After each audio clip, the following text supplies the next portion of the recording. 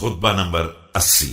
آپ علیہ السلام کا ارشاد گرامی جنگ جمل کے بعد عورتوں کی مذمت کے بارے میں۔ بسم اللہ الرحمن الرحیم۔ لوگوں یاد رکھو کہ عورتیں ایمان کے اعتبار سے، میراث کے حصے کے اعتبار سے اور عقل کے اعتبار سے ناقص ہوتی ہیں۔ ایمان کے اعتبار سے ناقص ہونے کا مطلب یہ ہے کہ وہ ایام حیض میں نماز روزے سے بیٹھ جاتی ہیں، اور عقلوں کے اعتبار سے ناقص ہونے کا مطلب یہ ہے کہ ان میں 2 عورتوں کی گواہی ایک مرد کے برابر ہوتی ہے۔